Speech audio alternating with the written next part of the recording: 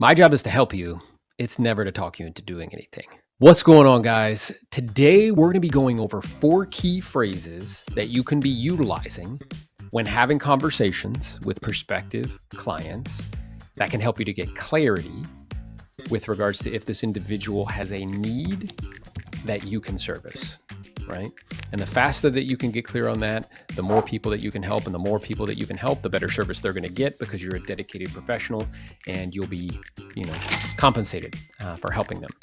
So my name is Aaron Novello. If you're new to this content, I've been a real estate agent over the last 16 years. I've sold over 100 homes a year consecutively for the last decade. I did over 200 deals a year twice, and I have a coaching company where we coach some of the top agents throughout the United States and internationally. I've shared these techniques and strategies with agents all across the country, and they get fantastic results. I want to share them with you as well.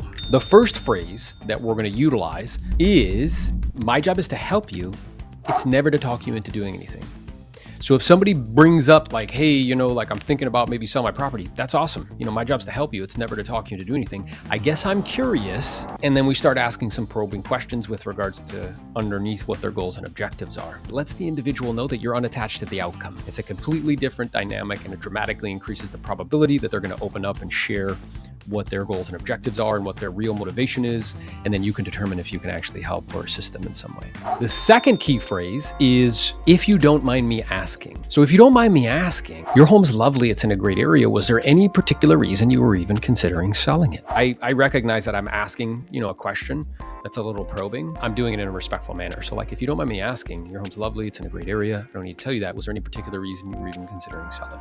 Third key phrase that you want to utilize is, in terms of what you want, because really that's what's most important. So in terms of what you want, because really that's what's most important, ideally, how soon would you like to make this happen? It's putting the prospective client in its proper position, which is the main event, not you as a real estate agent.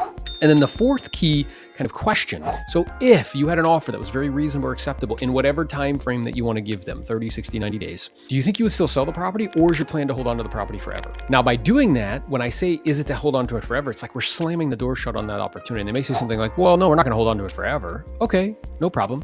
So then ideally, in terms of what you want, going back to that other phrase, how soon do you think you'd like to make this sale happen? Well, maybe in the next 9 months or so.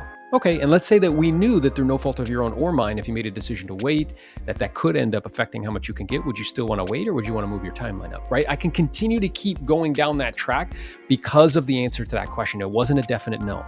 So that question helps me to get to a definite no or a definite yes. If somebody says, well, yeah, I would sell it. Okay, great. Well, just by you saying that demonstrates that we should get together and discuss the options. May I make a suggestion? And then we close for an appointment. Part of the reason why people aren't successful is because of the uncertainty in this business. You can spend hours prospecting. You can spend days, weeks, months prospecting and think you have leads. At the same time, you haven't asked a question that would cause you to get to a definite yes or a definite no. And the okay leads or the not great leads hide the really good and great leads, okay?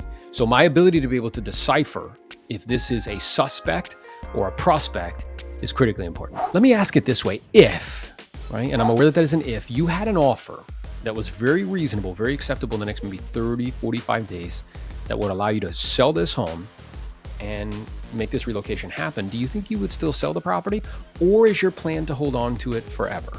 So those 4 phrases, if you can incorporate them into your conversations, I promise you it will lead to an increase in appointments. It'll lead to people opening up to you more.